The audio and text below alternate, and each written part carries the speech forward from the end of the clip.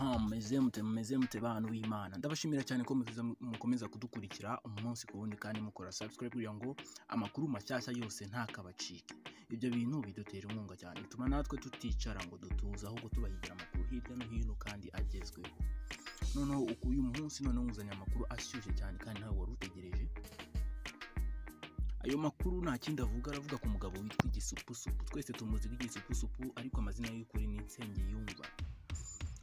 Kuri uyu wa gatandatu tariki 31 Kanama 2019 uyu mwaka turimo, ku mbuga nkoranyambaga mwagiye mubibona mwese hasesekara amakuru avuga ngo Igisupusupu François wamamaye nka Gisupusupu nyine yatawe muri yombi muri iryo joro kwa gatanu bishyira kwa gatandatu tariki 30 Kanama 2019.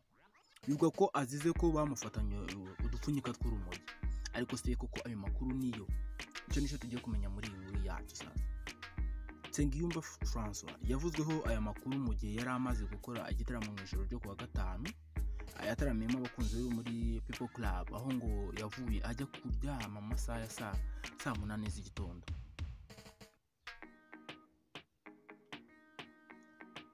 Iyi nkuru rero y'ifungwa rya Nsengiyumva François yasakajwe bwa mbere ivuye ku munyamakuru wa radio TV1 Angebert Mutabaruka, abicishije ku rubuga rwe rwa maze arandika ati Igisupusupu cyatowe muri yombi kubera urumogi cyafatanye.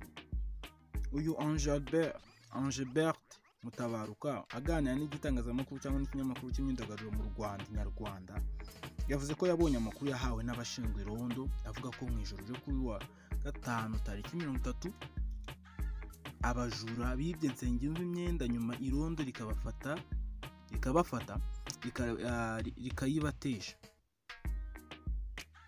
Ngo nyuma yo gufata abo bajura bakabambura imyenda ngo basanzemo udupfunyika tw'urumogi. Nyuma y'ibyo ngo abashinzwe irondo bahise bajya gufata Nsengiyumva wari wibwe imyenda irimo urumogi. Ubwo rero nta kindi cyabaye, polisi yese ijya kwa Nsengiyumva baramufata bamujyana kuri polisi aho yari acumbitse nyine Kicukiro, maze ahamya neza ko atari utwo dupfunyika atari utwo, ahubwo ari utwo abo bajura badushize mu ikoti. Yarekuwe mu gitondo cyo kuri wa gatandatu tariki 31 Kanama uyu mwaka 2019 nk'uko Angebert Mutabaruka yabitangaje. Nyuma rero twaje kubaza Alemuku niba nubwo bitakunze neza, ariko mu bwo bagendana cyangwa se mu bahora hafi ya Nsengiyumva yavuze ko ayo makuru nabo ari uko bayumva, ahubwo ari igihuha nabo batazi aho cyavuye, ariko basanga gifite izindi mpamvu zacu.